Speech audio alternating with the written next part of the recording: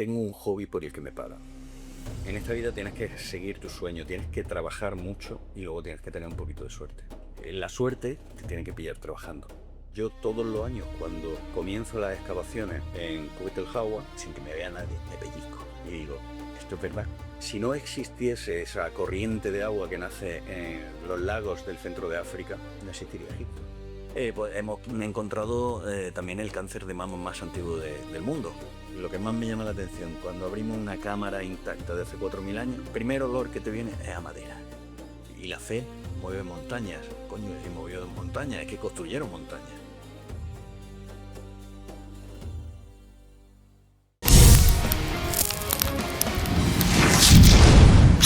Muy buenas tardes a todos. ¿Qué tal, Antonio? Muy bien. Estarás Estamos. un poquito diciendo dónde Sí, están estoy estas, ¿no? diferente hoy. Le hemos echado pasta y hemos cambiado todo el set, ¿vale? Nos hemos mudado de sitio. No, hombre.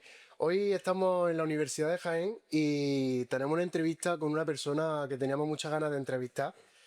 Y el tema además es interesante porque a quién no le ha llamado nunca la atención algo relacionado con Egipto, ¿no? Entonces hoy tenemos con nosotros a Alejandro Jiménez. Buenas tardes, Alejandro. Buenas tardes. ¿Qué tal? Igualmente. Teníamos ganas de hacer la entrevista contigo porque, como he dicho, yo creo que todo el mundo alguna vez en su vida ha tenido esa curiosidad por Egipto, ¿no? Entonces, bueno, antes de meternos de lleno en el tema, nos gustaría conocerte un poquito más de fondo, ¿no? En toda la entrevista nos gusta introducir al invitado por un poco desde su inicio, ¿no? Entonces quiero que le explique a la gente quién es Alejandro o quién es el Alejandro antes de ser egiptólogo. Bueno, pues el Alejandro antes de ser egiptólogo era un poco friki, porque ya desde los 10 años quería ser egiptólogo. Entonces, pues estudié humanidades en la Universidad de Jaén. En aquella época humanidades era un totum revolutum de geografía, historia y sobre todo arqueología. Después hice los cursos de doctorado aquí en la Universidad de Jaén y para conseguir mi especialidad en egiptología me tuve que ir a la Universidad de Londres, donde estudié durante 4 años un máster de arqueología egipcia. Y bueno, pues soy doctor, conseguí un contrato postdoctoral de los primeros que hubo en España, de la Junta de Andalucía, que era retorno de doctores a Centro de Investigación Andaluces. Y, y llegué aquí, y aquí sí, en Jaén. La gente, quiero que se ponga en contexto, ¿no? Porque tú llevas dedicándote a lo que es la egiptología, tú llevas viajando a Egipto más de 15 años, ¿verdad? Más de... Bueno, Llevo 22 años constantemente yendo al menos 3 veces al año. Este año, por ejemplo, ya llevo... Estamos en marzo y llevo ya una vez. Me voy ahora en abril, vuelvo a ir en junio, si no antes, y luego iré en septiembre y en noviembre. 5 veces iré este año. Entonces sí, 22 años llevo. qué poquillo, ¿eh? Jo, pues ya ves, tú es una vida entera. Vaya. ¿Y cómo se siente el hecho de haber estado investigando toda la vida? Bueno, algo que te llama la atención desde que me has dicho de que tienes 10 años. ¿Cómo se siente el poder dedicarse a ello, Yo, sí- cuerpo y alma? yo siempre digo que yo tengo un hobby por el que me pagan. O sea, yo no tengo otro hobby. O sea, mi trabajo es la forma que tengo de disfrutar. Y es una suerte. Pero también es peligroso, porque puede llegar un momento en el que puede anular tu vida personal. Y entonces tienes que tener mucho cuidado. Yo, por ejemplo, en mi casa no trabajo, porque si no, estaría constantemente trabajando porque me lo paso bien, disfruto. Y, hombre, hay que tener una vida familiar, una vida personal y una vida fuera de lo que es tu trabajo. Pero, aparte de eso, yo he encantado aquí cada vez que vengo por la mañana a la universidad, vengo encantado a trabajar. Claro. ¿Y en qué momento, Alejandro, decides decir, voy a dedicarme 100% a esto de Egipto? Desde los 10 años. Desde los 10 años, ¿no? Desde los 10 años. La cuestión es que es difícil. Yo siempre digo que en esta vida tienes que seguir tu sueño, tienes que trabajar mucho y luego tienes que tener un poquito de suerte. Yo, si no hubiese sido porque en 2003 apareció por primera vez lo de los contratos de retorno doctores a Andalucía, pues hubiese sido un tío súper especializado en Egipto que me hubiese tenido que presentar a unas oposiciones de enseñanza media, porque no había otra salida en ese momento. Ahora la cosa ha mejorado porque sí que son más normales los contratos postdoctorales, pero en mi época no. Y bueno, pues la suerte te tiene que pillar trabajando. Yo nunca dejé de trabajar, tenía un buen currículum y justo al año siguiente de terminar en Londres conseguí conseguí un contrato postdoctoral y encima tuve la suerte de que fue aquí en la Universidad de Jaén, en mi casa. ¿Y crees que en Londres sufriste una especie de cambio de paradigma con todo lo que conocías respecto a Egipto de cuando estaba en España? ¿Crees que hubo un punto de inflexión? Más que cambiar mi paradigma sobre Egipto, que sí, lógicamente aprendí muchísimo. De hecho, mi director, mi tutor y mi mentor fue Zekri Hassan, un egiptólogo que tenía una mente de esto que llegaba a su despacho a preguntarle una duda y salías con más dudas, porque te había abierto tanto la mente. Entonces pues, sufre un proceso de maduración increíble intelectualmente. Pero es que a mí lo que más me sorprendió fue cómo funciona la universidad. Era completamente diferente. Y en este sentido, en estos últimos años sí que he visto que la Universidad Española se ha ido haciendo más internacional, ha ido subiendo el nivel de exigencia de los investigadores. Es decir, ahora mismo tenemos una universidad muchísimo mejor que la que teníamos cuando yo terminé mi estudio hace más de 30 años. Eso te iba a preguntar, Alejandro, porque imagino que la investigación en España siempre va al ralentí un poco, vamos, como se dice, 20 años atrasados en comparación a los países más desarrollados. Entonces te quería preguntar cómo fue para ti cuando empezaste aquí, cuando viniste de Inglaterra, ves cómo estaba la situación en la Universidad de Jaén, lo que se investigaba y en comparación al punto en el que estáis ahora.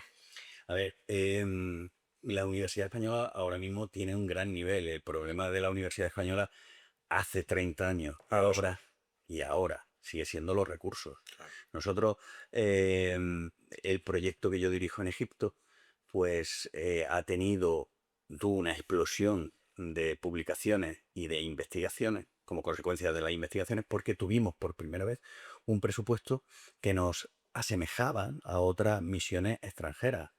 Por primera vez podíamos luchar de tú a tú con franceses, con alemanes, con ingleses, con americanos. Y eso tiene sus resultados. Lo que pasa es que generalmente no tenemos los recursos suficientes y ahí es cuando empieza la inventiva española, que somos magníficos.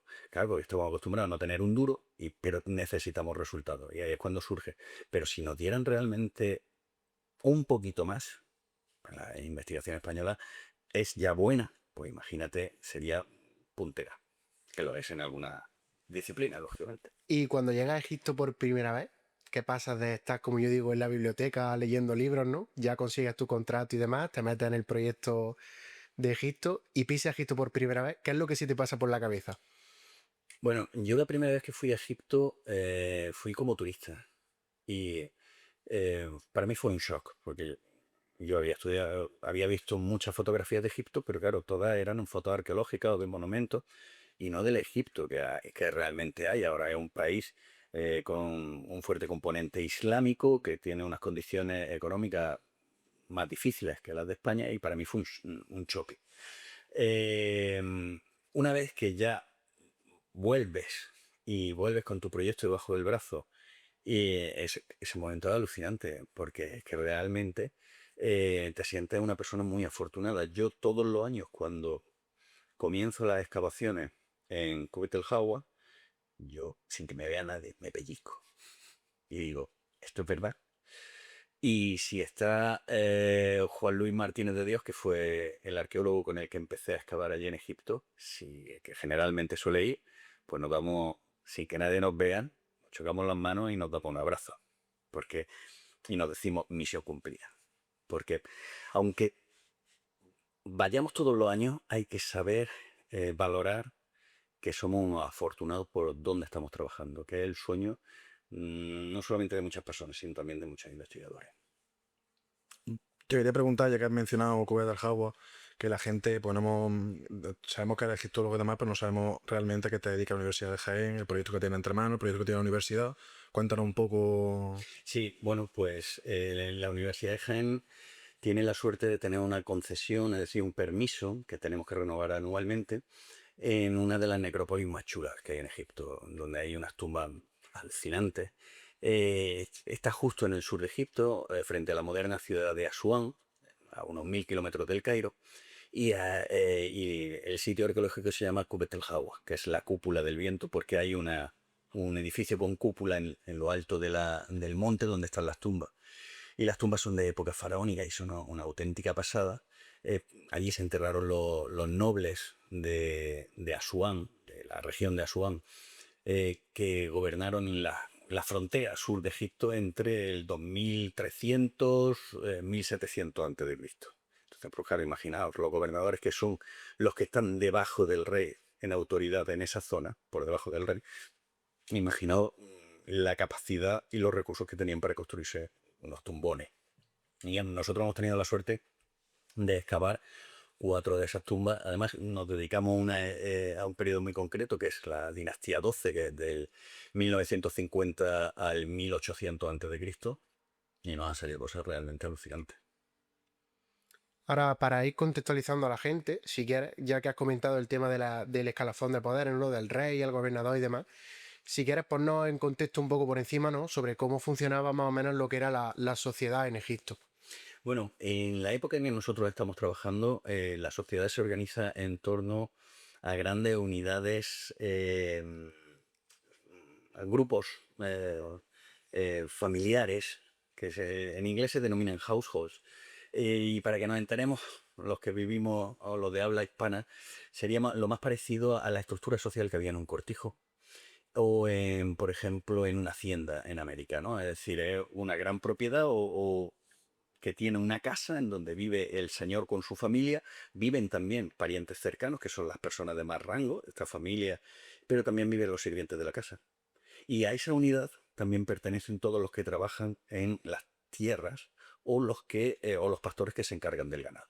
Entonces, todas esas personas se consideran miembros de una misma entidad. Y lo más alucinante es que todos ellos se consideran descendientes de un ancestro mítico, ¿vale?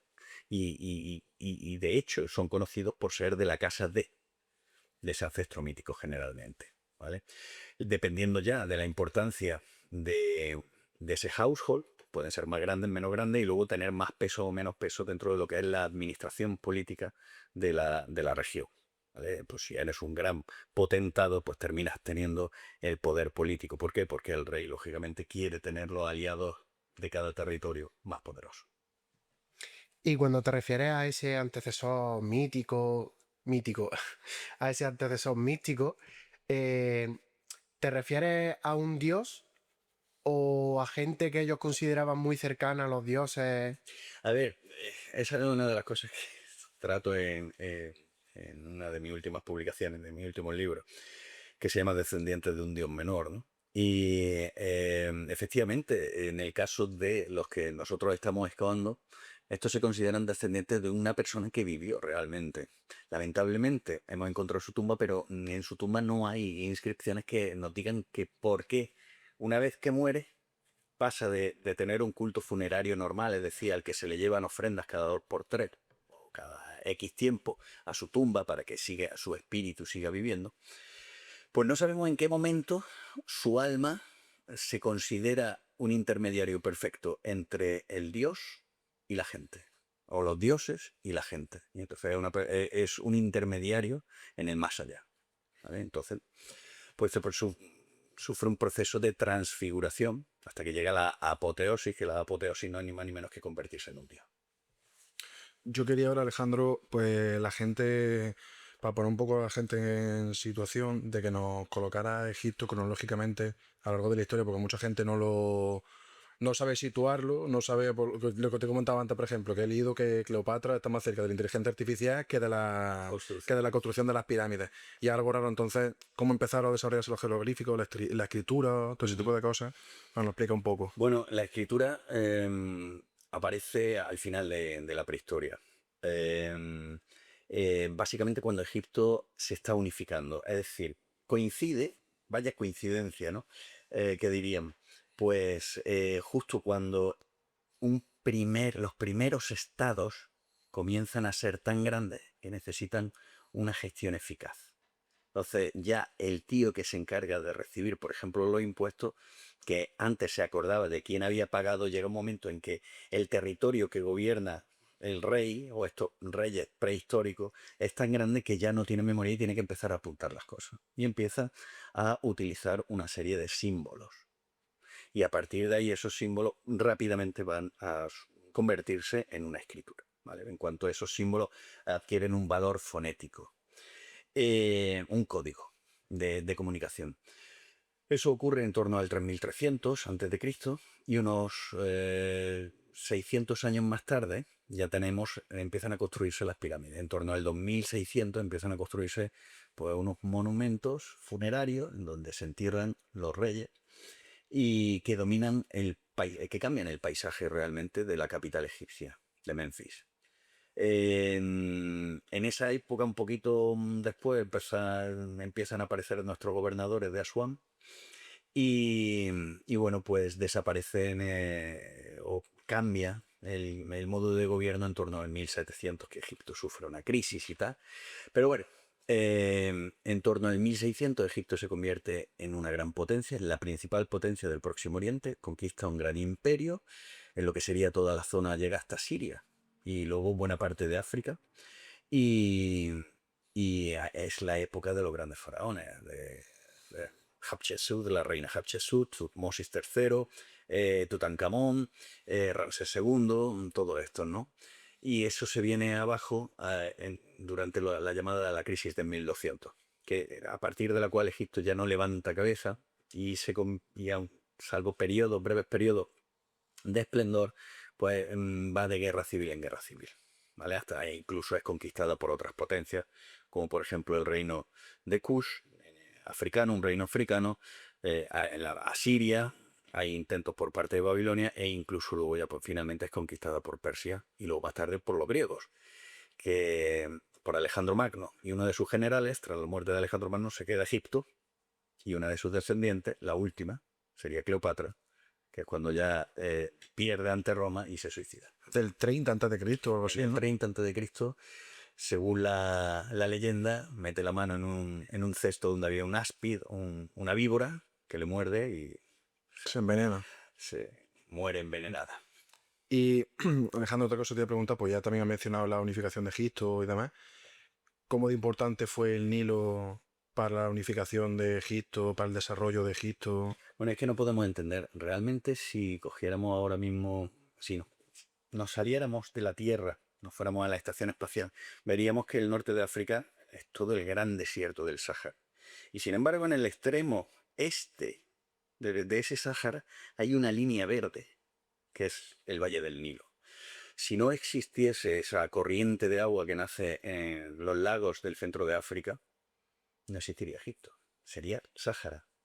Vivirían allí 4 personas que estarían constantemente en movimiento para poder sobrevivir y nada más. Entonces el Nilo realmente es lo que explica que allí se concentre población, puedan desarrollar una economía agrícola lo suficientemente importante para construir una civilización que nos sigue asombrando. Entonces ellos vivían prácticamente de lo que le daba el Nilo, ¿no? Que voy a decir que el Sí, principal comercio era... Efectivamente, Egipto, lo mismo que todas las sociedades humanas hasta finales del siglo XVIII, principios del siglo XIX, son agrícolas. O sea, la base de la economía es la agricultura y la ganadería. Y el 98% de la población se dedicaba a eso.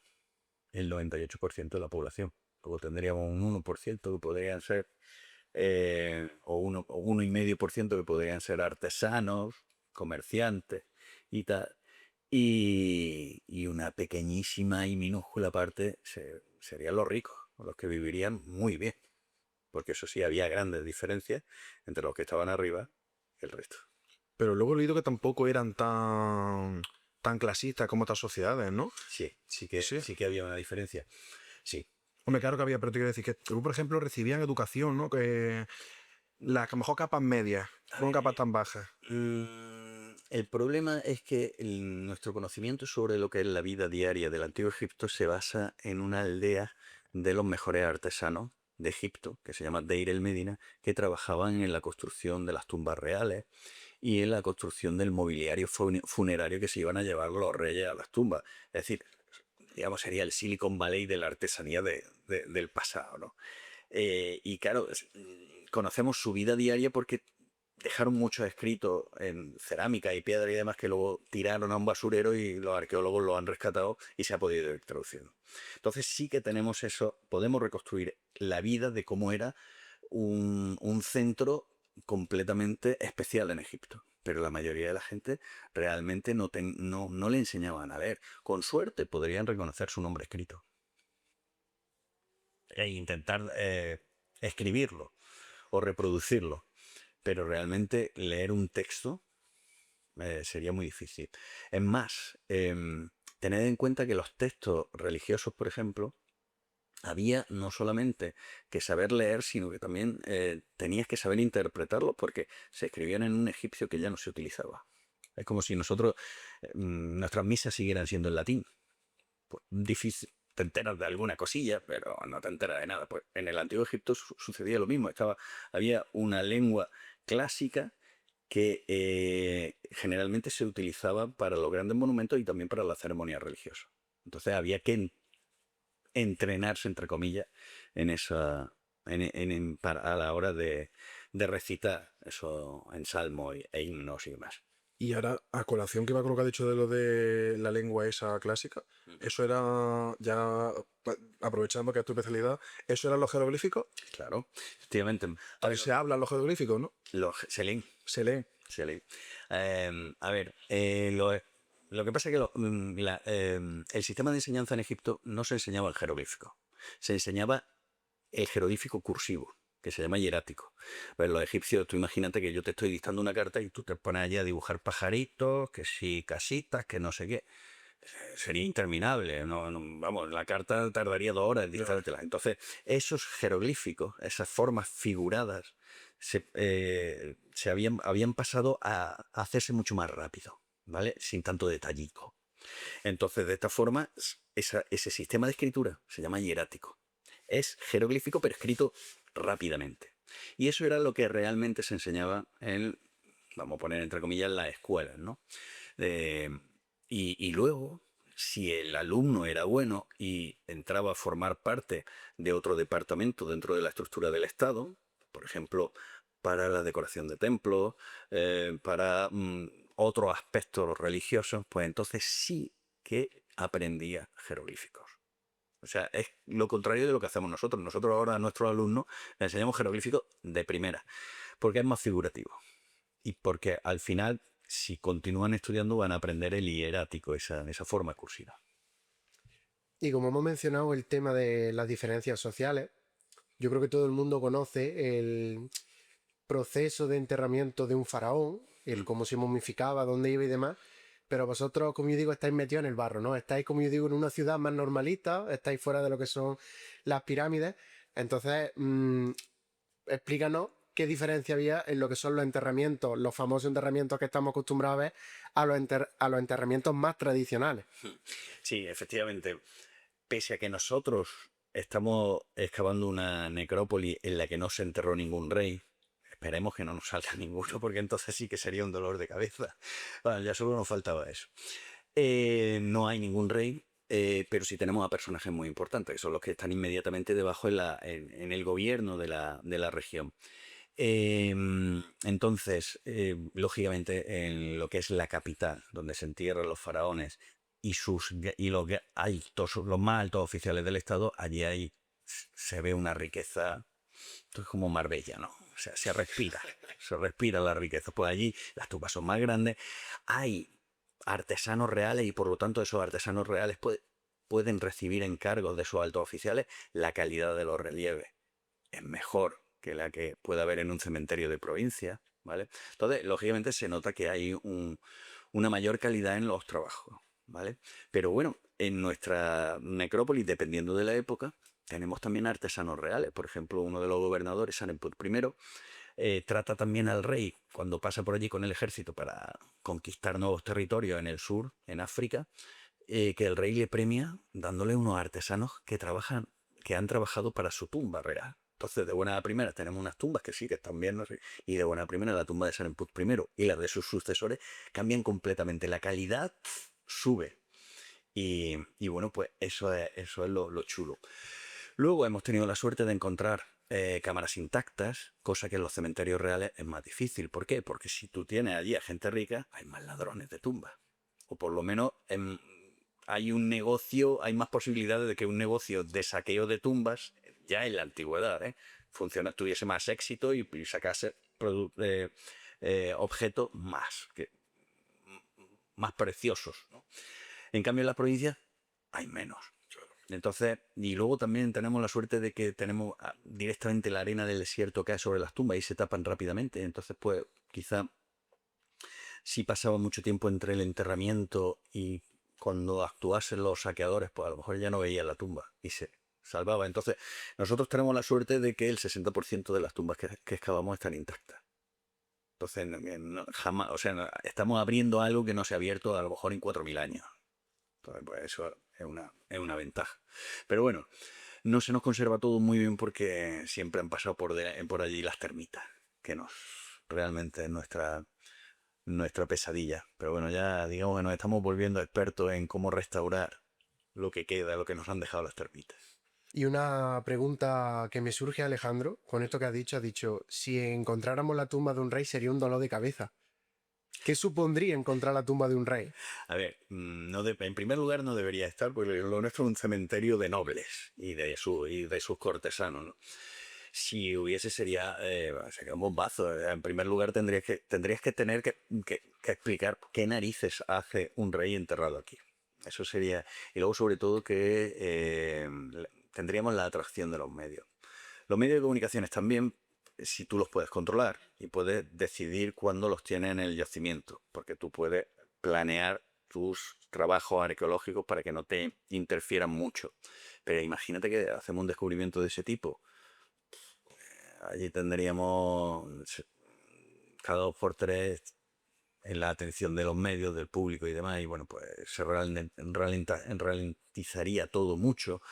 Luego la gente ya te miraría de forma diferente, es decir, estarían constantemente analizando tu trabajo y claro, eso es trabajar bajo presión, es mucho mejor Pero trabajar. os paralizarían la investigación como tal. No, en ese sentido el gobierno egipcio es muy serio y nunca hemos tenido ningún problema por un gran descubrimiento. O sea, lo que sí te piden es, oye, si descubre algo, los primeros que queremos saberlo somos nosotros. Y lógicamente se hace y ellos también son los que deciden si se publica la noticia o no se publica la noticia.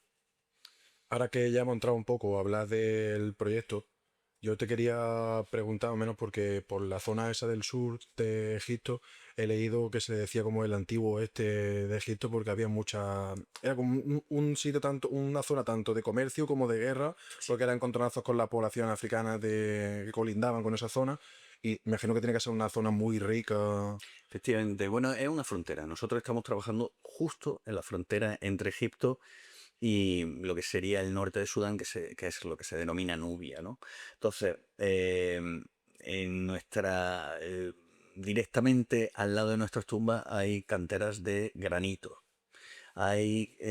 Con las cuales pues se revestían las tumbas reales, por ejemplo, se hacían vasos de piedra de granito, en fin, era un material muy preciado por su dureza. Hay también canteras de arenisca. Pero es que también lo que dices tú, el comercio es muy importante. Y entonces pues tenemos todos los objetos, sustancias y materias que vienen del interior de África. Marfil. Aceites, perfumes, sustancias aromáticas como puede ser el incienso, la mirra, pieles de animales exóticos. Por ejemplo, los egipcios utilizan para una ceremonia funeraria una piel de leopardo.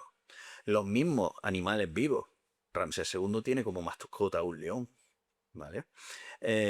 ¿Por qué? Porque nadie... Porque podía. Porque podía, Podía. Oye, hay otros que hoy en día se compran un Ferrari. Bueno, y me acuerdo de uno que era torero y tenía un tigre en su casa, ¿no? que era de por aquí, de Cádiz. Y bueno, pues claro, todo eso venía y pasaba a través de las manos de los gobernadores que nosotros estamos excavando. Y claro, donde hay riqueza hay problemas, porque todo el mundo quiere tener su porcentaje de esa riqueza. Y ahí es donde entra el conflicto. Egipto conquista generalmente o recurrentemente Nubia con la intención de controlar ese comercio directamente y que no haya intermediarios. El problema son los intermediarios. Hemos estado hablando también, has dicho todo el tema este de la guerra, bueno, de la guerra, de la delincuencia y demás. Me gustaría saber, cuando exploréis las tumbas, aunque haya pasado tanto tiempo y hayan sido momificadas, ¿podéis seguir realizando una autopsia a las momias para saber más o menos las causas de su muerte y demás? Sí. De hecho, un alto porcentaje de los investigadores que llevamos son antropólogos físicos, que, vamos, básicamente forenses, ¿vale? Y se encargan, pues, fíjate, las momias que encontramos no las abrimos.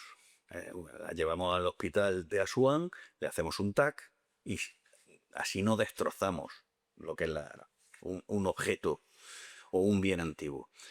Pero generalmente, ya he mencionado las termitas les gusta la celulosa y las vendas están hechas de lino que tiene celulosa. Entonces las termitas no solo se comen los ataúdes o los objetos de madera, sillas, mesas, sino que también se comen las vendas. Y entonces muchas veces nos encontramos los cuerpos pelados, o sea, el esqueleto. ¿Vale? Entonces, claro, es mucho más fácil para los antropólogos poder determinar la causa de la muerte. Pues hemos encontrado de 1000 cuerpos que se llevan más o menos analizados, 3 que han muerto de muerte violenta. Y ha sido bastante interesante porque se ha podido determinar con qué arma los mataron. Y ese arma solo se utilizaba en el norte de Egipto o en lo que es actualmente Palestina. Entonces sabemos que esos tíos murieron allí y los llevaron a enterrar a más de 1500 kilómetros al sur, ¿no? Entonces eso no se había determinado. Se estudia también, pues, por ejemplo, el desgaste dental. Los molinos que los egipcios utilizaban eran de piedra. Y entonces, tú cuando el tipo de piedra con el que hacían esos molinos, pues desprendía al final unos pequeños polvitos que te iban limando tus dientes. Entonces se ve el desgaste dental de las personas. Pues hemos encontrado también el cáncer de mama más antiguo del mundo. ¿Vale? Porque había derivado en una metástasis tan brutal que era hasta visible en los huesos. Estaba el arqueólogo excavando y dijo, yo jamás he visto esto. Y estaba el antropólogo a 20 metros y lo llamó y dijo, ¿qué le ha pasado a esta persona? Y dijo, pues esto es una metástasis brutal. Y se pone, y además lo dijo en ese momento, dice, esto es una metástasis que ha durado tanto tiempo que solo hay 2 cánceres que te mantienen vivo tanto tiempo, que es próstata o cáncer de mama. Y efectivamente, ya cuando se terminó de excavar la pelvis y pudimos confirmar el sexo de la persona, vimos que era una mujer. Entonces, un cáncer de mama de hace 4100 años. No estamos... ¿Y para qué sirve eso? Pues mira, es algo tan simple como para decir el cáncer no es una enfermedad moderna. Ya se moría la gente de cáncer hace 4000 años y lógicamente mucho más. Lo que pasa es que ahora el cáncer es más común. ¿Por qué? Porque vivimos más años y vamos comprando más boletos de que tengamos cáncer conforme vamos cumpliendo años. ¿Y cuál era la muerte más típica en aquella época? A ver, es difícil de determinar porque la mayoría de las muertes no dejan una impronta en los huesos, que es lo que generalmente encontramos. Encontramos la mayoría de los individuos no son de la clase súper alta y no tienen recursos para momificarse. Entonces, pues, con suerte, los lavaban seguramente en cuanto morían y los vendaban, con más o menos vendas. Y los enterraban. Entonces, la mayoría de las muertes no dejan impronta en los huesos. A partir de los huesos que hemos encontrado, no podemos, si tú no te has roto la cabeza, pues no sabemos de qué has muerto. Pero viendo las circunstancias en las que vivían, podemos aventurar que se morían de un constipado mal curado, de una pulmonía, o se podían morir de enfermedades gastrointestinales. Pues contaminación del agua, parásitos intestinales. Tened en cuenta que beberían del Nilo directamente y al Nilo pues se arrojaría de todo. Pues, Y las altas temperaturas, pensad en verano, con lo que ello tiene de desarrollo de, de bacterias. Y luego, pues, de la malaria. En Egipto en esa época había malaria, ahora no. Pero es que malaria hemos tenido aquí en la península, vamos, en España hasta los años 50, hasta 70 años, en España había casos de malaria. Y en el Antiguo Egipto también, y muchas. Y muchas. Por lo que estamos viendo, hay muchos síntomas que encontramos en personajes importantes que pueden haber sido causados por la malaria. Por ejemplo, encuentra un personaje que tiene criba orbitalia, que son agujeritos que aparecen en el cráneo, y el tío es de clase alta. Y esa criba orbitalia está producida por una anemia. Y dice, este tío no ha pasado hambre porque es de la clase alta. O sea, este comía bistec todos los días. Entonces, anemia no podía ser, causada por falta de nutricional. Entonces, ¿de qué podía ser? Pues la criba orbitalia te la puede provocar la malaria. ¿y cómo sabe, ya que estamos hablando de las tumbas y demás, cómo sabíais cuando llegasteis a, bueno, que queríais esa zona de Egipto, que queríais, cómo averiguáis dónde queréis ir a buscar, dónde queréis excavar, dónde queréis... Sí. Bueno, básicamente, de acuerdo con nosotros hicimos trampa. Eh, en- hicimos trampa, pero vamos, digamos que la idea nos la dieron la oficina de Asuán. En 2008, cuando empezamos nosotros a excavar, había una ley en Egipto que prohibía abrir nuevas tumbas, excavar nuevas tumbas en el Alto Egipto, porque lo que querían los egipcios es que se excavara en una zona que se había excavado menos, que era el delta del Nilo. Y entonces, pues, decían, bueno, las tumbas en el Alto Egipto no abrimos más y que vayan todos los recursos al delta. Entonces nosotros cuando llegamos, pues nos dicen los egipcios, no, es que necesitamos que se retomen las excavaciones en Kubet el Jagua. Entonces lo que vamos a decir es, vais a excavar una tumba que se descubrió en el siglo XIX, a finales del siglo XIX, pero que no se excavó, porque no había decoración, porque la verdad estaba todo quemado, estaba roto, estaba hecho, vamos, una cueva aquello. Y de hecho había murciélagos también. Eh, y bueno, pues pusimos en los permisos que queríamos limpiar una tumba que ya estaba descubierta. Pero claro, era una limpieza con metodología arqueológica. Y así empezamos. Luego, excavar. Pues excavar es elegir el sitio. Pues nosotros vamos buscando tumbas generalmente de un periodo en concreto. ¿Por qué? Porque conocemos el material arqueológico, principalmente cerámica, porque conocemos a la gente, por inscripciones de allí o encontradas en lugares cercanos, y porque queremos tener una lógica dentro de una línea de investigación clara, no ir picando a ver qué sale aquí. Entonces, pues más o menos sabemos dónde están localizadas esas tumbas. Algunas ya estaban descubiertas, pero están sin excavar. Entonces lo que queremos es conseguir la información sobre un periodo concreto. En nuestro caso, pues nos hemos centrado en la dinastía 12, pero que es del 1950 al 1800, pero claro, entre medias pues nos han salido tumbas de otros periodos. Algunas anteriores, muchas reocupadas posteriormente. ¿Y qué es lo más increíble que habéis descubierto hasta ahora? Hombre, pues si te parece poco el cáncer de mama más antiguo del mundo. Eso también. No, pero por ejemplo, pues mira, a una inscripción muy corta que encontramos en una fuente, vamos a llamarla así, ¿no? Para que nos entiendan. Ponía la hija del gobernador Sacheni. Pues esa pequeña inscripción, la hija del gobernador Sacheni, nos permitió unir dos árboles genealógicos que estaban sin conexión y que ya nos permitió ver que era una familia todo eso. Entonces, bueno, a mí siempre que me preguntan cuál es el descubrimiento más importante que ha hecho, pero digo, ese es el descubrimiento más importante. Pero bueno, lo hemos encontrado 10 momias de cocodrilo, que aquello sí que fue un ¿Momias de cocodrilo? momia de cocodrilo. Sí, estas son de la época final de Egipto, que se ofrecían a un dios cocodrilo para pedirle algo. Y entonces se les dejaban como objetos votivos, momias del animal que lo representaba a él. Y bueno, allí en principio no teníamos constancia de que hubiese un culto al cocodrilo. Luego sí, ya buscando te aparece, nos apareció algo, pero aquello sí que fue una sorpresa. Luego hemos encontrado la tumba intacta del hijo de un gobernador que aparece en un documental de National Geographic, que eso sí que fue un petardazo. La verdad que era una zona en la que no esperábamos nada y de buena empezó. De buena primera llegamos a un nivel que no se había tocado desde el enterramiento, desde el entierro, y aquello fue alucinante. Es que la verdad hemos descubierto 10 cámaras intactas y otras tantas tumbas, pequeñas tumbas intactas. Y esa sensación de ser el primero en mucho tiempo, que abres una tumba, es alucinante. Lo que más me llama la atención, cuando abrimos una cámara intacta de hace 4.000 años y lo que tenía era, o sea, el primer olor que te viene es a madera. O sea, yo me quedé alucinado, digo, Dios mío, madera. Y fue muy chulo.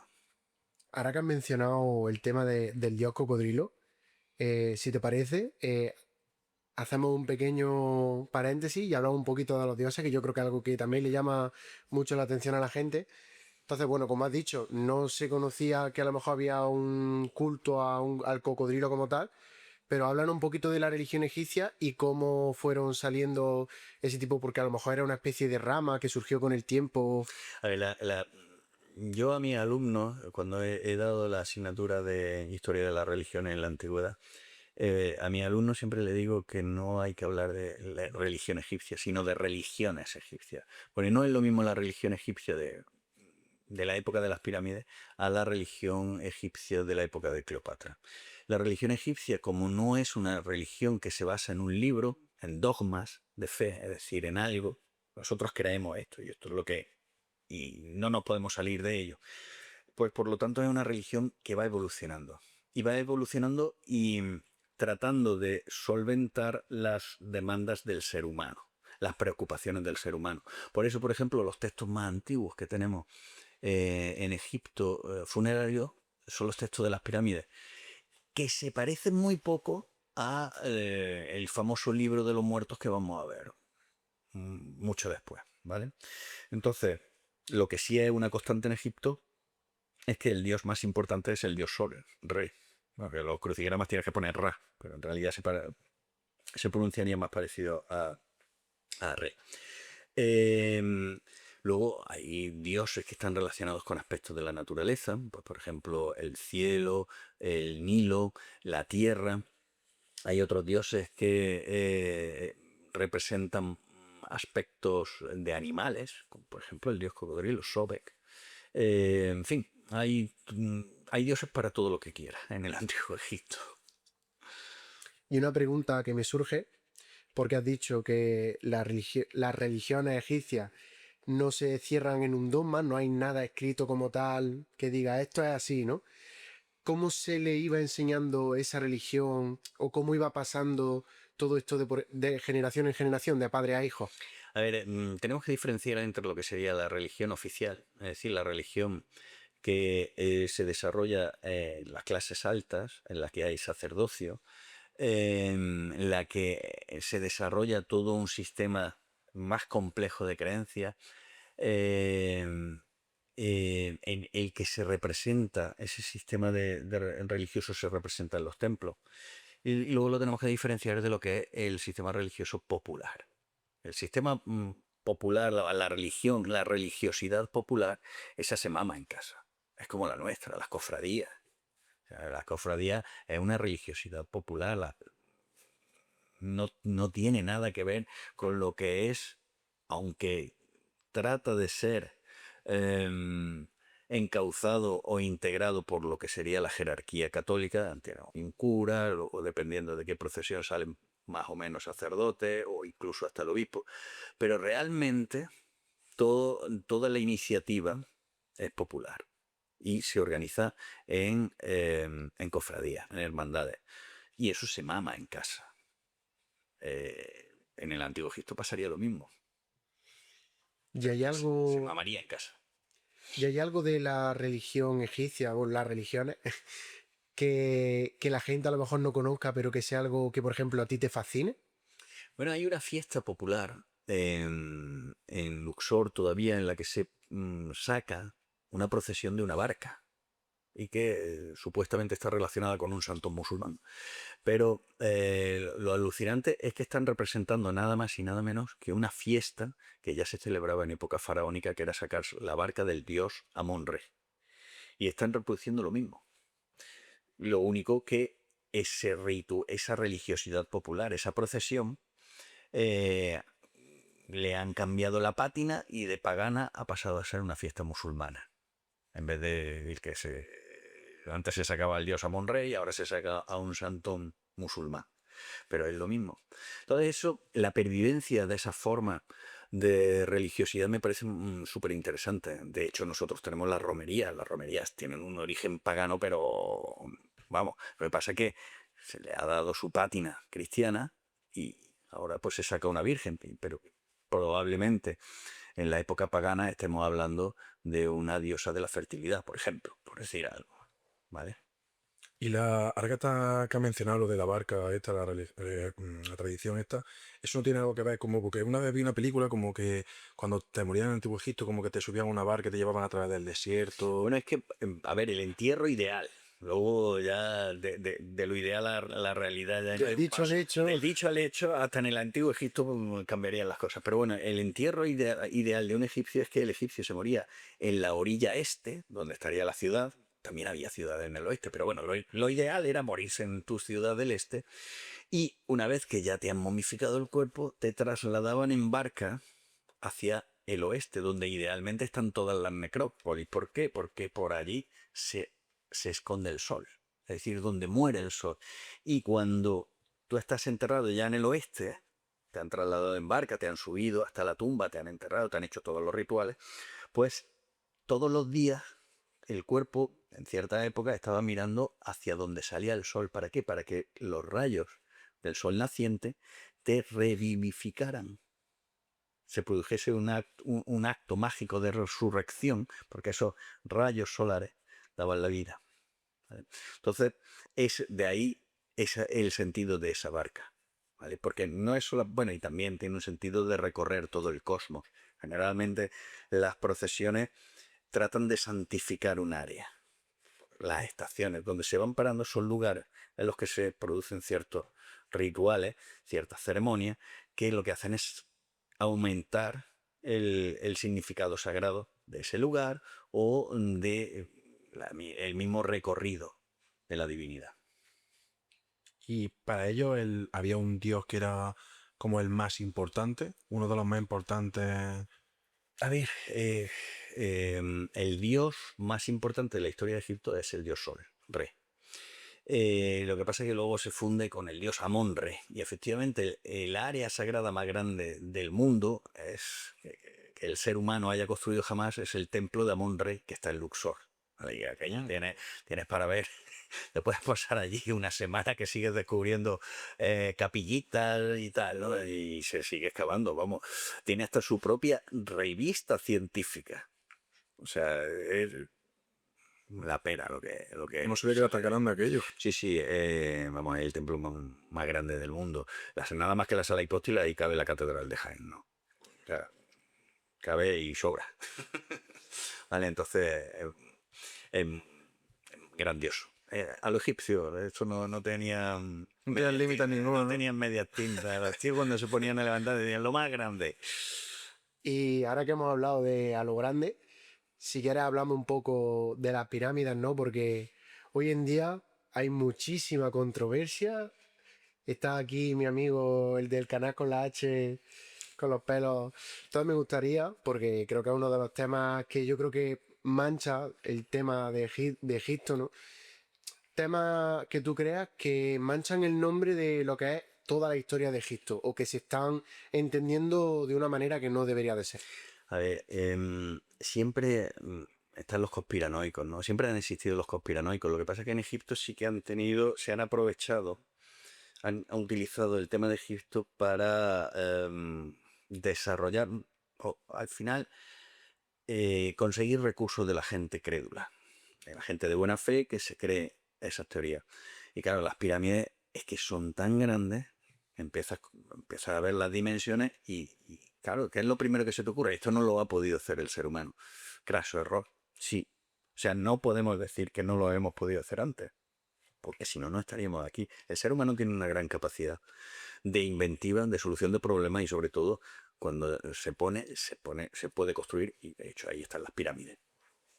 Y el problema es que la mayoría de la gente no tiene la posibilidad de ir a Egipto y ver las pirámides. Si tú vas a Egipto y ves las pirámides, tienes claro que la ha construido el ser humano.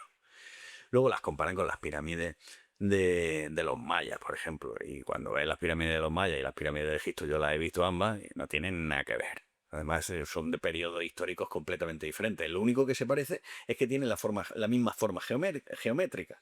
Y es una forma geométrica que es la más estable en arquitectura. Si tú quieres construir algo y quieres que no se te caiga, lo haces piramidal.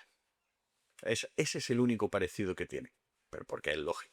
Yo había leído que la hacían así porque los obeliscos son la forma de... como que imitan los rayos del sol. Efectivamente, Y sí. leí como que lo hacían como para... en honor al dios que tú acabas de mencionar, que has dicho antes, el dios...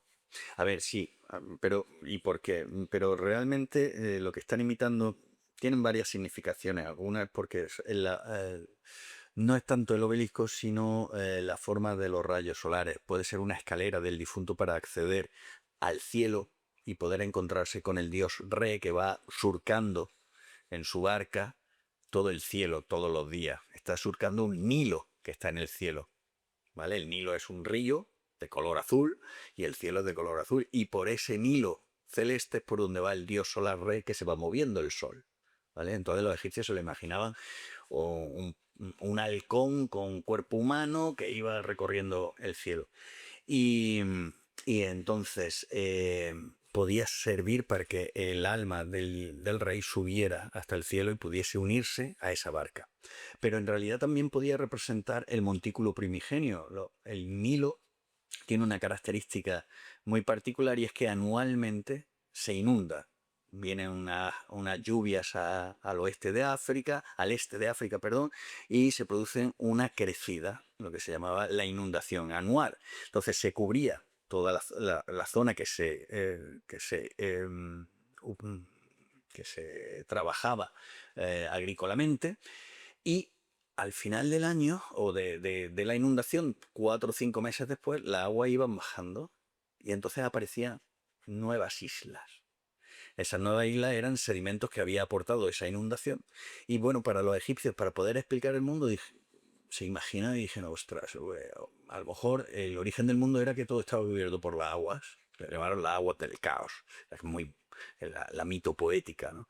En las aguas del caos. Y cuando bajaron esas aguas del caos apareció un montículo primigenio y luego ya tenemos diferentes versiones, ¿no? Pues allí aparece, se posa un ave, el ave fénix, que pone un huevo, de ese huevo sale el dios rey, ya que Re Atum y de ahí crea el mundo y tal. Bueno, pues ese montículo primigenio, que significa el origen de la vida, es con lo que empiezan los primeros egipcios a cubrir sus tumbas. Es cubrir un montículo en el que se va a producir el origen de la vida y por tanto el difunto va a poder aprovecharse de ese poder mágico que tiene esa forma para poder resucitar en la vida del más allá. Y ahora que hemos mencionado el tema de las pirámides, él ha dicho también el tema del obelisco, yo creo que no hay que dejar atrás, ¿no?, la figura de la esfinge, ¿no? Explícanos qué es lo que significa la esfinge, porque claro, nosotros vemos una especie de figura felina con cabeza humana y... es que no sé cómo se llama. Nemes, El Nemes pañuelo. de los... Sí. Entonces, explícanos un poco qué significa la figura de la esfinge para los egipcios. Bueno, la esfinge tiene un doble componente. El principal es que es una imagen del faraón. Desde el punto de vista simbólico e ideológico, es un monumento de grandes dimensiones que está glorificando a un faraón, en este caso que sospechamos que es Kefren. Pero tiene también su templo. Y es importante también ver que está mirando hacia el este, hacia donde sale el sol. Por lo tanto, es una forma del dios solar Re. ¿Vale? Y tiene su templo, se le adora como una figura del dios solar. Pero sobre todo es un guardián que está protegiendo la necrópolis, donde se entierran los reyes. De alguna forma también es un marcador, es decir, aquí están enterrados reyes. y fueron reyes tan poderosos que no solamente construyeron esas pirámides, sino que también, fijaos, realizaron esta estatua al dios Sol. Tiene muchos componentes, ¿no? La verdad es que no. Yo siempre, claro, ve como yo digo, el gato gigante. Y, y la verdad es que el significado pues, es bastante interesante, tío. Y también me ha surgido otra pregunta, porque hemos hablado de las crecidas del Nilo, ¿no? Que la gente plantaba también y demás. En cuanto a la agricultura, ¿se realizaba X meses al año aprovechando esas crecidas? ¿O ha habido veces incluso que ha habido épocas de crisis porque a lo mejor han venido las crecidas antes de tiempo? Sí, una de las cuestiones curiosas que tiene el Nilo, o más o mejores que tiene el Nilo, es que todos los años la inundación se producía en el mismo momento. Empezaba más o menos en torno al mediados de junio y terminaba a mediados de octubre, ¿vale? Entonces, los egipcios cuando llegaban ese periodo del año sabían que se iba a producir la inundación. En muchas ocasiones la inundación era beneficiosa, es decir, cubría todas las tierras de labor, dejaba un sedimento muy rico porque la mayor parte de ese agua viene de montañas que son volcánicas, entonces el sedimento es riquísimo desde el punto de vista mineral. Y lo que hacía durante tantos meses el agua sobre esos terrenos era empaparlos. En cuanto bajaba el agua, los egipcios rápidamente roturaban las tierras y plantaban. Y aquello germinaba, imaginaos, muy bien abonado naturalmente. Y con la humedad perfecta y el sol de Egipto crecía de una forma magnífica. Incluso podían llegar a tener hasta 3 cosechas al año. ¿Vale? Pero bueno, eso fue en época ya más avanzada en la historia. Pero lógicamente todos los años la crecida no era buena.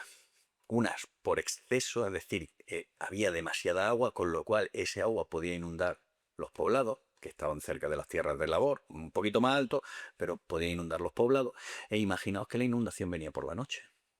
Podía producir muerte, pero sobre todo lo que se llevaba generalmente por delante era el ganado. Porque primero se ponían a salvo las personas y el ganado generalmente se ahogaba. Entonces, claro, eso es carestía. Y una de las cuestiones también de esas inundaciones es que afectaba a los graneros. No sé si sabéis, pero si el grano que lo tenemos en un granero se moja, se desarrolla un hongo que resulta tóxico y venenoso para el ser humano. Es decir, todas las reservas que tenías, pues se te echan a perder.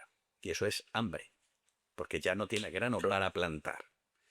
Pero también podemos tener el caso contrario, es decir, que las aguas no llegaban a subir mucho, entonces no llegaban a fertilizar y a humedecer la tierra lo suficiente, bueno, a humedecer la tierra, y entonces el área que se podía cultivar era muy pequeña, lo cual significaba también posibilidades de hambre. De hecho, las grandes crisis que Egipto sabemos que sufre están provocadas, o uno de los factores más importantes que las provoca, son cambios climáticos. Una a finales del tercer milenio, que se llama el evento 4.2K, y luego tenemos el evento 3.2K, que es poco después de la muerte de Ramsés II, y que colapsa, o sea, afecta a todo el Próximo Oriente, bueno, a todo el mundo, pero en especial sabemos que al Próximo Oriente antiguo, y provoca la caída de grandes imperios como el Imperio Hitita, de la sociedad levantina. Egipto lo pasa muy mal, sobrevive como puede, en fin, que afecta a todo el Próximo Oriente, incluso a los propios micénicos. Y ahora que hemos hablado, que Ángel ha mencionado de las pirámides y a la agricultura, te quería preguntar también acerca de los trabajadores en Egipto, porque hay mucha gente que dice, unos dicen que las pirámides las construyeron esclavos a latigazos, otros que las construían trabajadores que les pagaban en cerveza. Entonces, por saber un poco cómo se veía, ¿es lo mismo los que trabajaban en las pirámides que los que trabajaban en la agricultura, en la ganadería? Sí, una de las cuestiones, bueno, lo que está claro es que las pirámides no las construyen esclavos. O sea, tú a látigo no puedes levantar ese monumento. Ten en cuenta que los egipcios creen que su rey es un dios en la tierra, un intermediario perfecto entre los dioses que están en el cielo o en el más allá y los seres humanos. Y por designio divino está gobernando. Y hay que construirle una tumba. para que pueda resucitar en el más allá y continuar sirviendo de intermediario entre los seres humanos y los dioses. Y de buena primera este rey dice, voy a construirme una tumba. Y hay un periodo del año en el que se produce la inundación y todos los agricultores están de brazos cruzados en su casa consumiendo recursos. Y de buena primera el rey dice, oye, si venís a trabajar aquí os voy a dar comida y vestido. ¿Y qué es lo que ocurre? Que lógicamente, pues alrededor de 20.000 personas, que son las que están trabajando en la construcción de la Gran Pirámide, pues es fácil conseguir esas 20.000 personas en los alrededores de la capital, que es donde se levantan esas pirámides. Y entonces pues van encantados a cambio de comida, alojamiento, vestido y también de creencias populares. Si ahora mismo el Papa dijera hay que construir esto, ¿cuántas personas, cuántos católicos no irían, lo dejarían todo y se irían a construir lo que fuera? Muchísimo. Pues Y teniendo en cuenta que ahora hay mucha más población mundial, pues también, si es que... imaginémonos. Además, también era una buena oportunidad para ellos de darle trabajo a gente que no trabajaba en ese momento porque estaban de brazos cruzados. Vamos, un temporero, como toda la vida se ha dicho, con la gente de aceituna, que mucha gente está parada, o podía decirle, pues mira, mientras construye. Y era una forma Pero de encima aprovechar. creen que están haciendo algo por su Dios. Claro. O sea, que hay un sentimiento y la fe mueve montañas. Coño, y movió montañas, es que construyeron montañas. Nunca mejor dicho. Y antes de que se nos escape, porque tú has mencionado el tema de la cerveza y también hemos mencionado el tema de los cultivos y demás, de la comida, el hambre, que no se nos escape. Me gustaría hablar de la dieta en Egipto, ¿no? Supongo que había diferencias sociales, Sí. pero me gustaría saber, pues, la dieta que tendría una persona de clase alta y la dieta que tendría una persona, pues, de clase baja. Empezamos por la de clase baja porque... Vamos, terminamos antes, ¿no? Sí, bueno, no, a ver. Se consume se consumen lentejas, se consumen cebolla, se consumen muchas verduras y cereal. El cereal se consume de dos maneras, o bien con pan, lo que los egipcios denominaban diferentes tipos de pan que podemos incluso considerados pasteles. ¿Por qué? Porque le echaban miel, le echarían algún tipo de grasa que le daría... pasaría de pan, ¿no? Bueno, pasteles árabes que se hacen, ¿no? Ahora...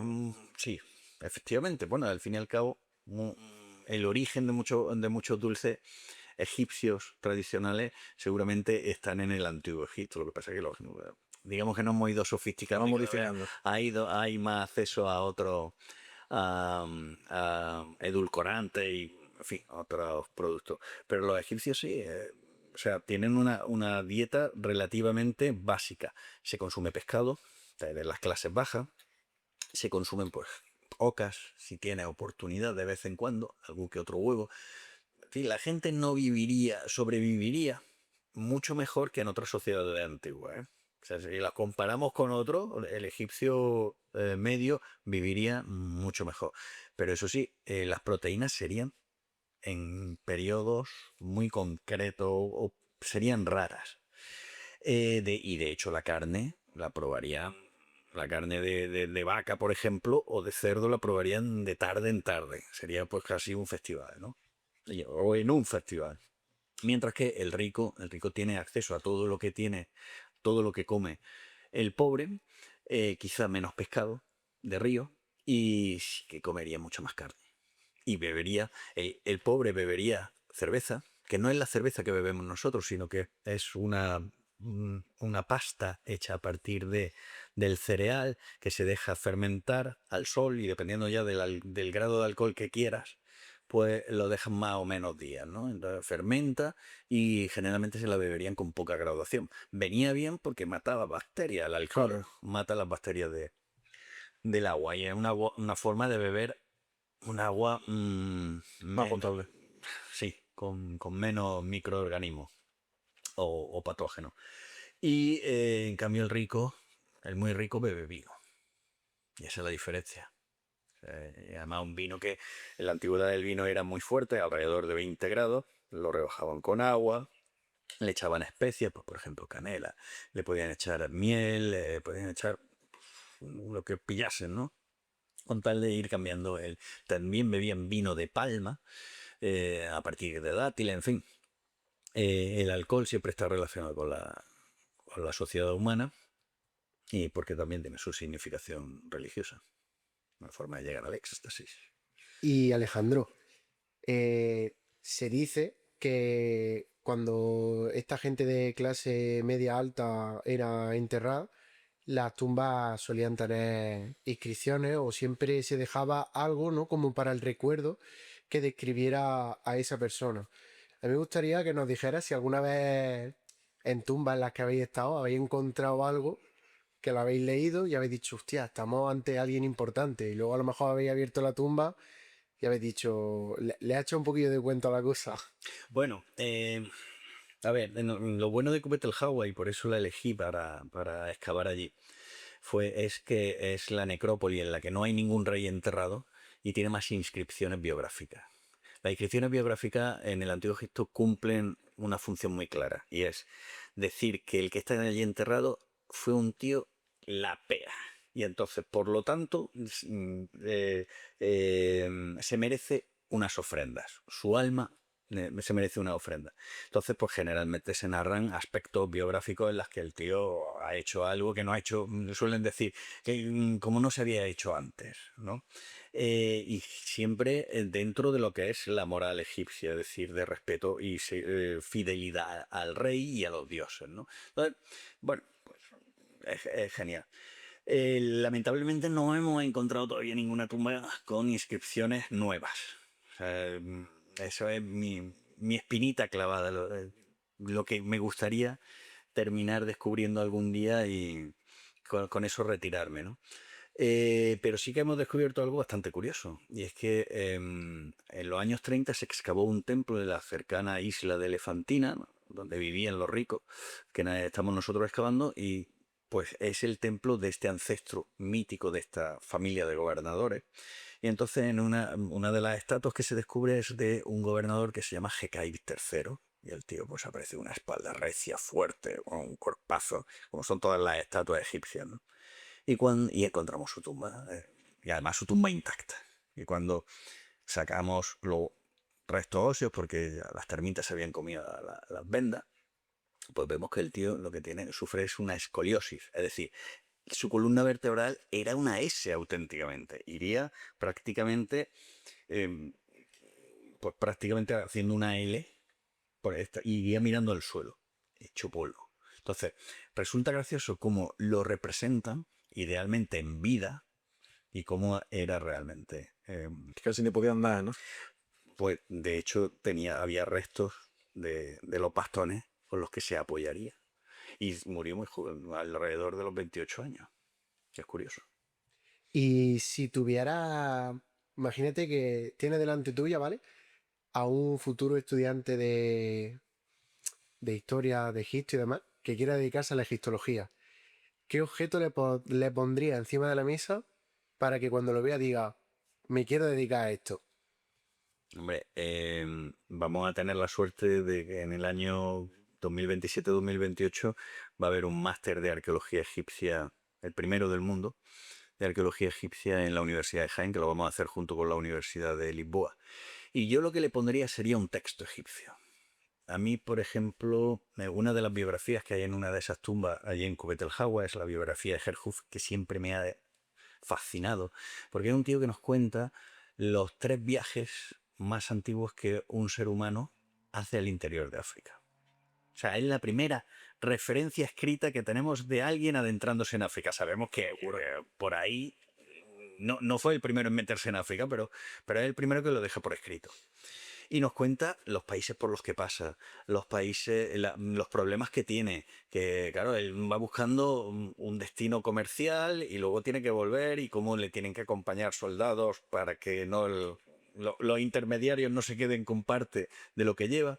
Entonces, esa información, ese carácter pionero que tiene ese gobernador me deja alucinado. Y luego, al lado, en la misma fachada de la tumba, el tío reproduce una carta que le manda el rey, en la que dice: he oído que en tu último viaje al país de Yam has traído a un pigmeo. Y es la primera mención en la historia de la humanidad de ese grupo humano, un pigmeo, de hace 4.300 años. Y entonces, claro, el rey le dice: oye, tráelo lo más rápidamente posible al palacio. Si lo haces, te voy a colmar de dones. Y lo curioso es que ese tío, cuando hace el viaje, es un oficial medio. Y cuando se entierra, es un gobernador. El primer gobernador que se entierra en Cubet-el-Jauja. Entonces, si analizamos el texto de dice, si lo traes sano y salvo, te voy a colmar de bienes y honores. Que nos está diciendo, tío, llegué con éxito porque he grabado la carta que el rey me dirige a mí y encima lo he llevado con éxito, vivo, sano y salvo, y encima me he colmado de honores. ¿Cuál es el mayor honor que puedes promocionar en tu carrera? Y pasas de ser un oficial medio a ser gobernador. Entonces nos está diciendo que gracias a que cumplió esa misión con éxito, pues el rey lo convierte en gobernador. Y había un término que has mencionado cuando estábamos hablando del tema de la tumba del hombre este con la escoliosis. Has dicho que te gustaría encontrar una inscripción nueva. Sí. ¿A qué te refieres a inscripción nueva en una Sí, tumba? una inscripción biográfica en la que me hable, que nos cuente cómo era su vida. Tipo a lo que hemos... A lo que hemos hablado, sí. Pues que nos cuente sus grandes logros. ¿Por qué? Porque muchas veces las inscripciones, aparte de, hombre, no todas son tan chulas como la de Gerhoof, ¿no? La que he contado del pigmeo. Pero sí que nos dan mucha información. Bien, por lo que nos están contando, pues nos pueden estar mencionando cómo se llamaban ciertos países que sabemos, se han excavado sus yacimientos, pero no tenían escritura. Entonces la única referencia que tenemos es cómo los egipcios lo transcribieron. Nos pueden dar mucha información, pero también las inscripciones callan. Entonces te da información tanto lo que dicen como lo que no dicen. O como lo dicen. Eso es lo chulo de analizar los textos de historia. Yo quería volver un poco al tema de las pirámides, más que nada por hablar un poco en general de lo avanzado que estaban los egipcios para la época en la que se encuentran, hablando en términos de matemáticas, de astronomía, de todo lo que manejaban ellos intelectualmente, porque yo he leído que incluso ya se estableció en Egipto el primer sistema bancario, que ellos ya prestaban dinero, sabían manejar los tipos de intereses del dinero. Luego, por ejemplo, las pirámides se construyeron con un margen de error de un 0,05. A ver, estamos hablando de que Egipto son más de 3.000 años de historia. Y el dinero no aparece, o sea, la moneda no aparece hasta el siglo VII a.C. Entonces, probablemente este sistema bancario del que me está hablando es ya de época grecorromana. No, es que ellos dicen que guardaban depósitos de grano, hacían préstamos y emitían recibos con el grano. Vale, pero eso no es moneda. Claro, no, aquí dicen que el sistema del trueque no se habla en aquella época. O sea, perdón, el sistema de moneda no se en aquella época, sino el sistema de trueque. Pero que lo averiguaban todo con el tema del grano y que a raíz de eso empezó a surgir lo que antes hemos hablado. Sí, pero bueno, eso sucede en toda la sociedad humana. Lo que es el préstamo, el intercambio. De hecho, uno de los grandes problemas que hay en Mesopotamia, la cultura contemporánea la egipcia, pero en el actual Irak, es la esclavitud por deuda. Entonces, mucha gente que tenía una mala cosecha, pues pedía prestado a los terratenientes y cuando no podía pagar, decía, a ver, o alguien de tu familia o tú, conmigo. Un buen prestamista de toda la vida, ¿no? Es muy prestamista de toda la vida, efectivamente. La usura. Entonces, en Egipto, lógicamente, sabemos que hay una economía viva, pero que funciona con patrones de valor. Es decir, esto vale, si tú tuvieras oro y me pudieses pagar esto, este saco de grano valdría un trocito así de oro, un deben, ¿vale? Que se llamaba patrón de valor. Pero lógicamente nadie tenía oro para ir intercambiando, sino que pues, tantos kilos tanta cantidad de grano equivale a tanto de oro, de plata o de lo que sea. Luego, con respecto a las matemáticas, los egipcios son muy funcionales, en el sentido de yo tengo un problema y lo soluciono. A la hora de construir las pirámides ellos no conocen el número pi, sin embargo lo utilizan. Eso ¿cómo puede ser eso? Pues simplemente no lo calculan a través del número pi, sino que hacen la forma en la que deberían de haber utilizado el número pi, porque son formas simples. En arquitectura utilizan la secuencia de Fibonacci. ¿Pero por qué? Porque es lógica, ¿vale? Entonces, utilizan unas matemáticas simples pero con incógnitas que no necesitan solventarlas porque lo que están construyendo es relativamente fácil, ¿vale? Entonces es algo muy aplicable. Sí, pues también inventaron el calendario de 365 días, ¿no? Sí, pero eso es lógico. O sea, una de nuestras tumbas, por ejemplo, está orientada al solsticio de invierno. ¿Y por qué? Porque o sea, ten en cuenta que no tienen móvil, no tienen TikTok, no se tiran todo el día, sino que miran lo que tienen alrededor, vive. Y entonces se dan cuenta de que se repiten, hay un ciclo solar. Y entonces por allí siempre sale el sol. Y este sol está, cuando sale por allí, si yo hiciera un agujero aquí y quisiera poner la estatua del gobernador para que ese día exactamente, cuando empiezan los días a ser más largos, que es el solsticio de invierno, pues bañaría la estatua del gobernador. En la astronomía ellos consideraban que las constelaciones representaban a dioses. Los planetas pues eran formas relacionadas con los dioses. Observan el cielo, no tienen televisión o un móvil. Entonces por las noches, cuando estás en verano y hace mucho calor, te subes a la terraza para poder dormir. Solo tienes una cosa para quedarte dormido, que miras a las estrellas. De hecho, se dice que vamos, los conocimientos en astronomía eran muy avanzados. Se dice que las pirámides están como alineadas o que en cierta época del año con 3 galaxias, ¿no? No, O con bueno, 3 estrellas. con las estrellas de Orión. Sí, sí, son lo que los egipcios llaman las estrellas imperecederas. Lo mismo que también están perfectamente orientados norte-sur, no solamente las pirámides. Nosotros hemos excavado unos lugares donde se iban a colocar, donde se colocaron unas estelas funerarias y están perfectamente. Yo me quedé alucinado cuando las sacamos y coño, es que están orientadas perfectamente norte-sur. ¿Y por qué? Porque simplemente sigue la estrella polar. Entonces en ese sentido no hay ningún problema. Y tiene su simbología también, dentro de lo que es la religión funeraria. Y ya para ir cerrando la entrevista, vamos con unas preguntitas algo más profundas, ¿no? ¿Qué le diría a alguien que quiere dedicarse a esto? ¿O qué le aconsejaría que esté un poco perdido y no sepa por dónde empezar? Bueno, lo primero que se venga a estudiar a la Universidad de Jaén. Que aquí contamos con uno de los mayores grupos de egiptólogos de Europa Occidental. No solamente de España, sino de Europa Occidental. En segundo lugar, si quieres ser egiptólogo, le diría que es una carrera preciosa, alucinante, pero en la que hay que trabajar muchísimo y luego recoger los frutos. Pero que lo tiene que intentar, porque si no, cuando llegue a los 40 o los 50 años, se va a repetir constantemente en su cabeza, lo tenía que haber intentado. Entonces, hay que intentarlo. Luego, para tener un trabajo que te guste menos, siempre habrá tiempo. Pero esto, ¿por qué no? Solo se vive una vez, ¿no? Pues vamos a intentarlo. Y eso sí, trabajar muchísimo y ser bueno. Y llevas muchos años dedicándote, haciendo viajes a Egipto, dedicándote a las excavaciones. Habéis grabado con National Geographic. Entonces, tenéis tú como egiptólogo, creo que tiene una trayectoria muy grande por detrás.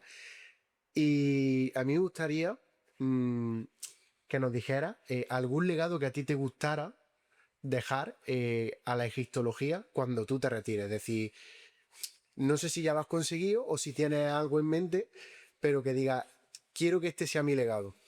Bueno, que cuando revisen los datos de la excavación en Cubete el Jagua diga, bueno, no lo hizo tan mal. O bueno, su interpretación no estaba lejos de lo que pensamos ahora. Pues eso, básicamente, hombre, y si descubro la inscripción esta biográfica con la que sueño, pues bueno, pues aportar un granito de arena al conocimiento de la historia de la humanidad, porque al fin y al cabo, aunque nosotros estemos en Egipto, tenemos la suerte de estar excavando la historia en una parcela donde se ha desarrollado el ser humano. Y poder aportar, poder escribir o por lo menos añadir un párrafo a la historia de la humanidad, o por lo menos una línea, ¿no? En la que diga, bueno, pues yo descubrí esto y he aportado esto y entendemos mejor cómo somos ahora gracias a lo que Alejandro ha pensado o ha descubierto. Y ya para cerrar la entrevista, le hacemos la misma pregunta a todos los invitados. Y es, si tuvieras que darle a un consejo o alguna filosofía de vida, cualquier cosa para mejorar la vida de una persona que nos esté escuchando, ¿cuál sería? Persigue tus sueños de forma activa. Ese es mi consejo. O sea, no podemos dejar de soñar en cumplir nuestros sueños, porque si lo dejamos de hacer, comenzamos a morirnos.